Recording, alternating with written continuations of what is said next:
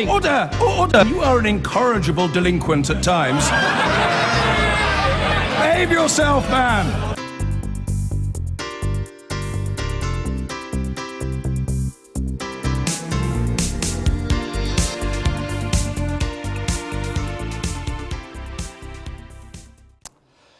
Let's start today by talking about what the government in England is or isn't about to do about a sugar tax. Health experts have been calling for one to tackle what they say is a crisis in child obesity. But so far, ministers have been lukewarm. Well, this morning, the celebrity chef, Jamie Oliver, said he was prepared to get ninja to force the government to act. Here's the Health Secretary, Jeremy Hunt, responding on the Andrew Marr Show.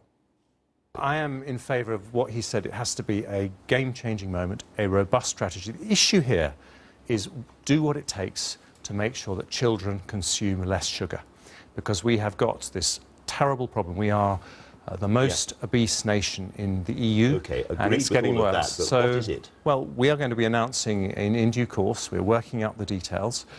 David Cameron has said if it isn't a sugar tax, it needs to be something that is equally robust, but he hasn't taken a sugar tax off the table. So, Nick, is there going to be a sugar tax? And should there be a sugar tax? Well, I mean, the Prime Minister is really pained on this one because his instinct is to say no. Instinctively, he says, I don't want to be running a nanny state. But then you listen to what Jeremy Hunt is saying. In that interview, he said that his one-year-old daughter, by the time she becomes an adult, a third of the population will be clinically obese. And Public Health England figures shows that if you introduce a sugar tax, you are going to go some way to reducing that. So Jeremy Hunt is pretty much in favour. The Prime Minister instinctively doesn't like it, but he is inching towards making some sort of decision.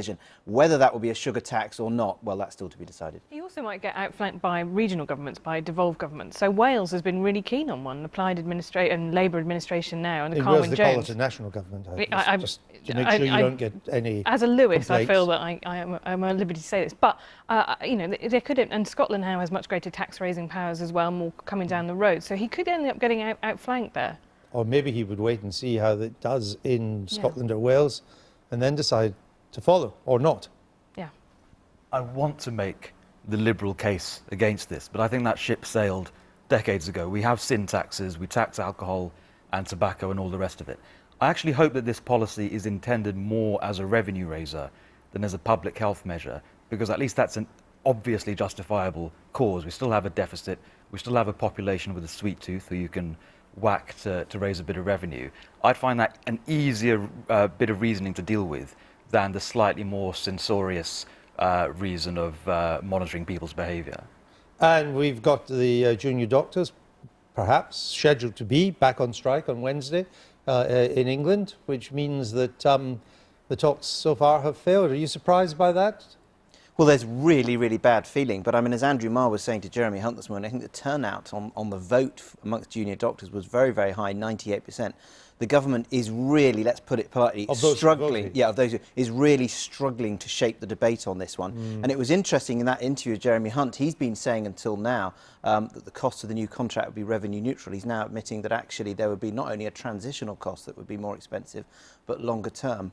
But no, the government is really, really struggling to We'll see shape if there's this on. any 11th hour talks to stop the strike going ahead. It doesn't affect emergency services this time. I've been